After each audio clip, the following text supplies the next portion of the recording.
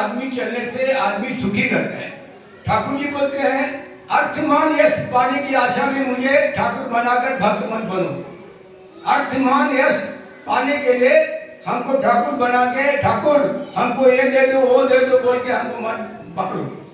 एक बहुत बड़ा धनवान आदमी है, टाटा में बहुत धनवान आदमी है। तो उसको एक आदमी पूछा तुमको क्या कमी हो गया, तुम ठाकुर को लेके चला है, ठाकुर को दीक्षा दिया। वो बोला तुम्हारा ये दोस्त तुमको दीक्षा दिलाया? बोला वो क्या दिलाया? ठाकुर जी का सत्यान्तर में पहला सेंटेंस हम जो पढ़ा, अर्थमान यश इत्यादि पाने की आशा में मुझे ठाकुर मत बनाओ, ये सेंटेंस पढ़ने के बाद हमने ठाकुर जी का दीक्षा लिया। तो ठाकुर जी का प्रत्येक वाक्य में एक बहुत बड़ा वजन होता है। वैसे ही ठाकुर बोलते हैं जो उत्सुमुखी नहीं है,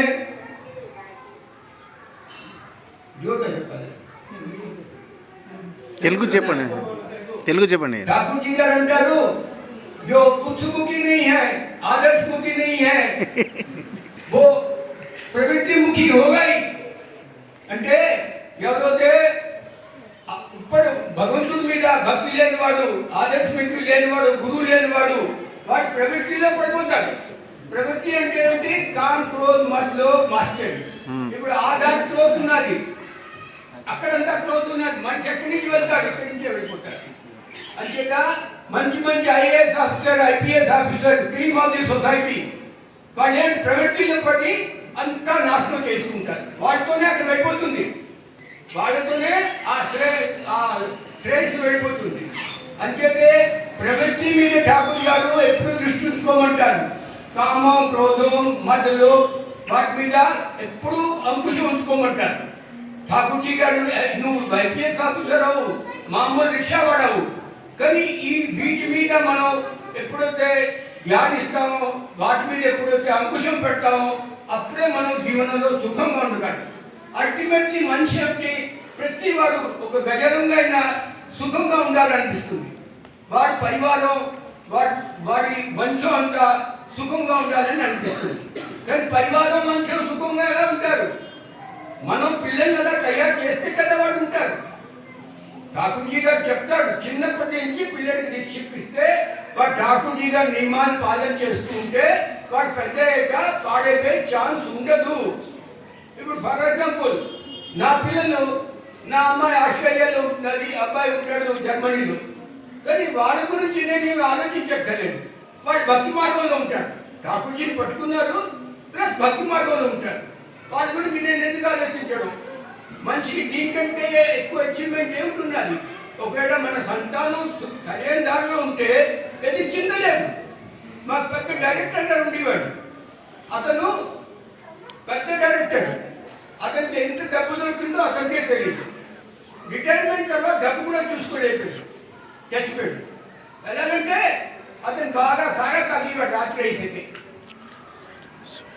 ఏమిటా లాభం ఏంటి? కొడుకు పాడైపోయాడు, డబ్బంతా అతను చూసుకోలేకపోయాడు. What is the use of that success? అంచేత ఠాకూర్ని పట్టుకున్న తర్వాత ఒక ఒక ఒక లైన్లో ప్రాక్టికల్ థాట్లో ఉంటాడు. మనం మనిషిగా ఎలా బతకాలి అది ఠాకూర్జీ గారు పట్టుకుంటేనే తెలుస్తుంది.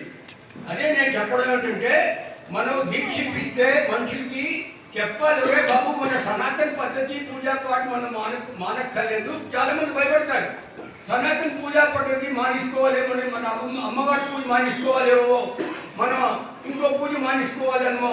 అలా ఏం కాదు, మంచికి భ్రమ.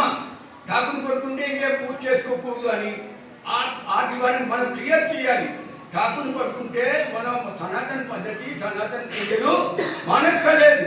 ఠాకూర్ పట్టుకుంటే మన జీవనం సుఖంగా ఉంటుంది అని మనం చెప్పాలి. ఫర్ ఎగ్జాంపుల్ నిన్ననే మాకు కంపౌండర్ వస్తూ ఉంటాడు. ఆ కంపౌండరు వాడు బావమని చచ్చిపెట్టాడు. నేను అడిగాను ఎంత ఏజ్ ఉండేది రాను, 38 years, ఓన్లీ 38. ఎందుకు చచ్చిపోయాడు అన్నాడు. గుట్కా బాగా తినేవాడు, గుట్కా తినేవాడు, కోడిగుడ్డు వ్యాపారం చేసేవాడు, రెండూ ఒకటే.